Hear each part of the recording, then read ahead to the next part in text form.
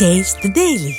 அதிகபட்சம் 8% வளர்ச்சி பெறும் தமிழகத்தில் 2030ஆம் ஆண்டுக்குள் 1 டிரில்லியன் பொருளாதாரத்தை எட்டுவது எப்படி சாத்தியம் என பாமக தலைவர் அன்புமணி ராமதாஸ் கேள்வி எழுப்பினார்.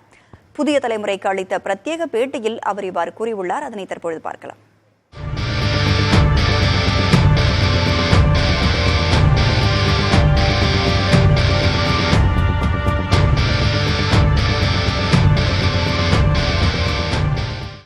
கிட்டத்தட்ட இது 22வது ஆண்டு நகருடைய பொது நிலைநிலை அறிக்கை வெளியிட்டிருக்கிறீங்க. பல தகவல்கள் எல்லாம் சொல்லப்பட்டிருக்கிறது.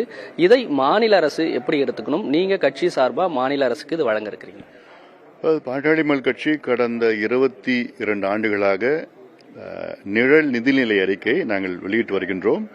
கடந்த 17 ஆண்டுகளாக நிழல் வேளாண் நிதிநிலை அறிக்கை வெளியிட்டு வந்திருக்கின்றோம். எங்களுடைய வேளாண் நிதிநிலை அறிக்கை கடந்த வாரம் வெளியிட்டிருக்கின்றோம். இப்பொழுது பொது நிதிநிலை அறிக்கை வெளியிட்டிருக்கின்றோம். இது ஆக்கப்பூர்வமான ஒரு ஆவணமாக அரசு பார்க்க வேண்டும். தமிழ்நாட்டினுடைய மொத்த கடன் சுமைன்னு பார்த்தீங்கன்னா 14.5 லட்சம் கோடி. அது நேரடி கடன் கிட்டத்தட்ட 8.5 லட்சம் கோடி. அது பொதுத்துறை கடன்ல 5,10,000 கோடி, கிட்டத்தட்ட 14.5 லட்சம் கோடி இந்த ஆண்டு, அதாவது மார்ச் மாதம் 31ஆம் தேதிக்குள்ள இருக்கும். அதற்கு வட்டி கட்டுறது பாத்தீங்கன்னா ஒரு வருஷத்துக்கு 1,18,000 கோடி வட்டி மட்டும் கட்டுற சூழல்ல தமிழ்நாடு இருக்கு. ஆனா எங்களுடைய நிதிநிலை அறிக்கையில கூடுதல் வருவாய், அது வரி இல்லாத வருவாய், நான் டாக்ஸ் ரெவென்யூஸ் அதுல கிட்டத்தட்ட 2 லட்சம் கோடி ரூபாய்க்கு அளவுக்கு எங்களுக்கு நாங்க ஈட்ட முடியும் என்று அந்த எங்களுடைய ஆவணத்தை நாங்க வெளியிட்டு இருக்கிறோம். அது எப்படின்னா அந்த மணல், தாது மணல் பிரச்சனை, குவாரியில இருக்கு, கிரனைட்ல இதெல்லாம் போயிட்டு அதுலயும் அப்புறம் நல்ல ஒரு நிர்வாகம், நேர்மையான அதிகாரிகள், நேர்மையான அமைச்சர்கள், முக்கியமா நேர்மையான அமைச்சர்கள் அது வைத்தால்தான் நல்ல நிர்வாகம் வரும். மாநில அரசு கூட பொருளாதார வளர்ச்சிக்கு பல நடவடிக்கை எடுத்திருக்காங்க. பொருளாதார நிபுணர் குழு அமைச்சிருக்காங்க. இப்ப உலக முதலீட்டு மாநாடு நடத்திருக்காங்க. 2030க்குள்ள 1 டிரில்லியன் பொருளாதார வளர்ச்சி நோக்கி போற பல முயற்சிகள் எடுத்திருக்காங்க. இதெல்லாம் ஒரு பாசிட்டிவான விஷயம் நோக்கி தானே போறாங்க. இல்ல இருக்கு, அது மேலோட்டமா பார்த்தீங்கன்னா ஒரு ஜொலிப்பா இருக்கும், ஜொலிக்கும். ஆனா உள்ள போய் பாத்தீங்கன்னா வேற விதமா இருக்கும். இப்போ முதலீட்டாளர்கள் மாநாடு 5.5 லட்சம் கோடின்னு சொல்றாங்க. கடந்த காலத்துல எவ்வளவு முதலீடு வந்தது, எவ்வளவு அறிவிச்சாங்க, எவ்வளவு புரிந்துணர்வு ஒப்பந்தம் பண்ணாங்க, அதுல எவ்வளவு முதலீடு வந்தது, எவ்வளவு வேலை வாய்ப்பு வந்ததுன்னு வெள்ள அறிக்கை கொடுக்கட்டுமே. $1 trillion எக்கானமி எல்லாம் பேசுறதுக்கு நல்லா இருக்கும். அதை நோக்கி போகணும்னா அது என்ன, எப்படி போக முடியும்? அது நீங்க சொல்ற மாதிரி வளர்ச்சி 18%, 20% வளர்ச்சி அடையணும். ஒரு மாநிலம் 20% வளர்ச்சி அடைய முடியுமா? பிராக்டிக்கலா பார்க்கணும். பேசுறது வேற மாதிரி எப்படி வேணா பேசிக்கலாம். இப்ப இருக்கிற வளர்ச்சின்னு பாத்தீங்கன்னா 6%, 7%, 8% அவ்வளவுதான் இருக்கு. அதனால அது 18-20% ஆனதான் நீங்க $1 trillion இன்னொரு 5 வருஷத்துலயே 7 வருஷத்துலயே அடைய முடியும். அதெல்லாம் குடியுரிமை திருத்த சட்ட மசோதா நாடாளுமன்றத்தில் தாக்கல் செய்யப்படும் போது தமிழகத்துல ஒரு பெரும் எதிர்ப்பு இருந்தது. ஆனா நீங்க அந்த நேரத்துல நாடாளுமன்றத்துல வாக்களிச்சீங்களா இருந்தது. இப்போ பொது நிதிநிலை அறிக்கையில தமிழ்நாட்டில செயல்படுத்தப்பட மாட்டாதுன்னு இருக்கு. இது ஒரு முரண்பாடா இருக்கு. அதான் நாங்க அதை ஏத்துக்கிறோம். நாங்க அன்று இருக்கிற சூழல் அந்த ஒரு சூழலா இருந்தது.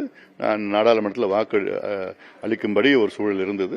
ஆனா எங்களுடைய கட்சியினுடைய மைய கருத்து பாத்தீங்கன்னா கொள்கை முடிவுல இந்த குடியுரிமை திருத்த சட்டம் இது தமிழ்நாட்டுக்கு தேவையில்லாத ஒன்று அப்படின்னு நாங்கள் சொல்லியிருக்கிறோம். நாங்கள் பட்ஜெட்ல சொல்லியிருக்கிறோம். ஒரே நாடு ஒரே தேர்தலுக்கு தமிழ்நாட்டில் பெரும் எதிர்ப்பு இருக்கு. சட்டமன்றத்தை கூட விவாதத்தை பண்ணியிருக்கிறாங்க. இதை பாமக எப்படி பாக்குறீங்க? ஒரே நாடு ஒரே தேர்தல் ஒரு மாநில அரசு இருக்கு. அதுல மாநில அரசு ஒவ்வொரு ஆண்டுல அரசு பெரும்பான்மையை இழக்கிறதுன்னா அப்ப அடுத்த 4 ஆண்டுகள் என்ன ஆகும்? இல்ல 3 ஆண்டுகள் பிறகு பெரும்பான்மை இழக்கிறதுனா அடுத்த 2 ஆண்டுகள் என்ன ஆகும்? அப்போ ஒரு ஆளுநருடைய ஆட்சி, கவர்னர் ரூல் அதிகபட்சம் 3 ஆண்டுகள் தான் இருக்க முடியும். நம்ம அரசியல் சாசனத்தில் அவ்வளவுதான் இருக்கு. அதுவும் ஒவ்வொரு 6 மாதமா அது ரினியூ பண்ணிட்டே இருக்கணும், நாடாளுமன்றம் பண்ணணும். இந்த மாதிரி இஷ்யூஸ்லாம் இருக்குது. இல்ல மத்திய அரசு எப்படியாவது ஒரு சூழல்ல, இப்ப வாஜ்பாய் அரசு 13 மாதத்துல பெரும்பான்மை இழந்தது, அப்படி ஏதாவது ஒரு சூழல் வந்துருச்சுன்னா அப்ப மத்திய அரசு போற நேரத்துல மாநில அரசு மொத்தமா மறுபடியும் எல்லாமே சேர்ந்து தேர்தல் வருமா? இப்படி இப்ப மத்திய அரசு போச்சுன்னா அங்க பெரும்பான்மை வர முடியல, 2 ஆண்டுகளுக்கு 3 ஆண்டுகள் வர முடியலன்னா யார் ஆட்சி செய்வா? ஜனாதிபதி ஆட்சி செய்வாங்களா? இந்தியாவை ஜனாதிபதி ஆட்சி வருமா? அப்ப இந்த கேள்விகள்லாம் இருக்கு.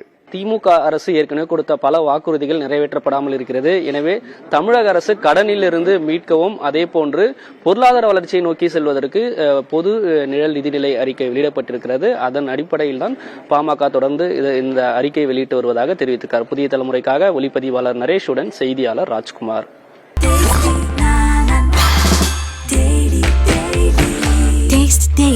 Taste the Daily.